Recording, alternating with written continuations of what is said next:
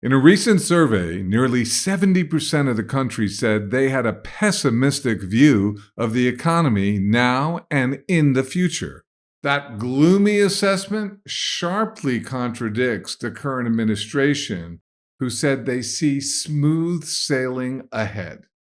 Before we begin, remember to like this video and subscribe for more economic updates.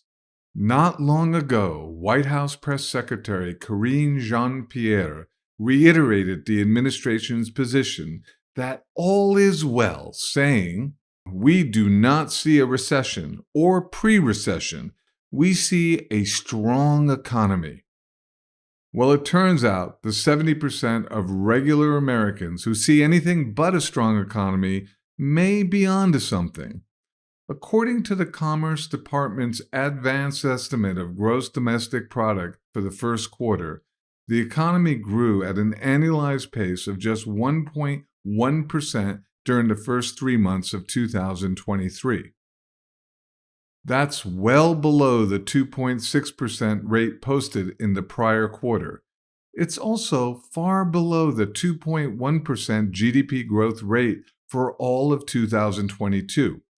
Perhaps most disturbingly, it's nearly 50% below where economists who were recently surveyed expected to see it land. But the disappointing growth number is just part of the story. The same day first quarter GDP was revealed, the Commerce Department also revealed this. The year-over-year March Personal Consumption Expenditures Index, the Federal Reserve's favorite inflation measure, came in at 4.2%, well above the 3.7% that had been projected. On the day these numbers were released, you could almost hear the loud collective groan from the community of the nation's analysts and economists. The chief investment officer of Independent Advisor Alliance lamented that this morning's data was the worst of both worlds, with growth down and inflation up. And why is this such a big deal? Because to some observers, it's a sign that the perfect storm for stagflation, a mix of slow growth and high inflation, is in the process of making landfall. To many analysts, recession is already on the way. Federal Reserve economists said recently they expect a recession to begin later this year. The Conference Board says recession will begin as soon as next month.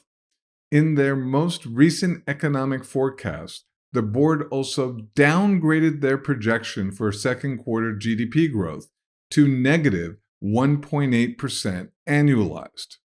And as higher inflation persists while economic slowdown appears to be unfolding, many analysts fear how far things might go.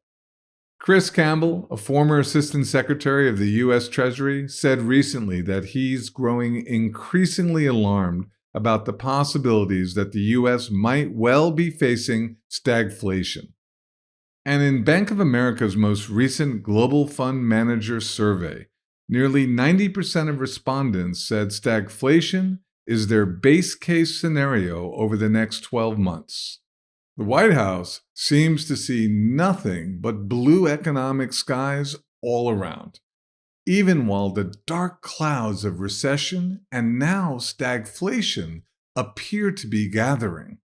At times like these, it's especially important to look past the political narratives so that you can see the data revealing the economy's true condition.